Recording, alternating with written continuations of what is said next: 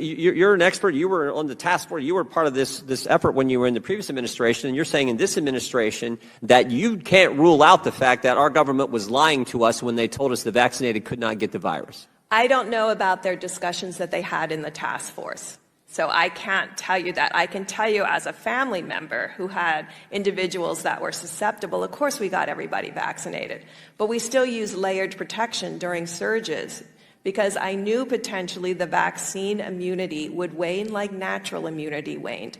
And there was evidence that every 4 months, reinfection was occurring in South Africa. Wow. When the government told us that the vaccinated couldn't transmit it, was that a lie or was that a guess? Or is it the same answer?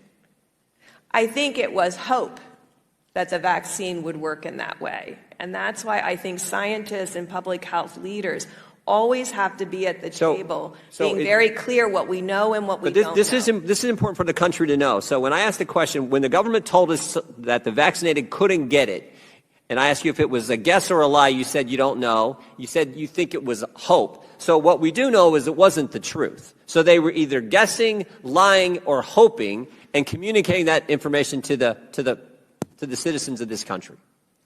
I think they were hoping, but you should know in those original phase 3 trials that were done in this country that we only measured for symptomatic disease.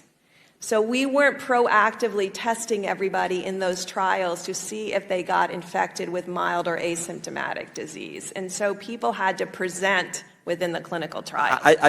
We never had the data that it was going to protect against asymptomatic infection. I'm just struck with the irony. We got government agencies guessing, hoping, or lying with the information they're presenting to the American people. And this is the same administration that wants to set up the Disinformation Governance Board and wants to talk about misinformation. And they're the biggest purveyors of misinformation, false information, hopeful information, but not accurate and true information, which is, again, the frustration I think so many of the folks I get the privilege of representing have shared with me. When the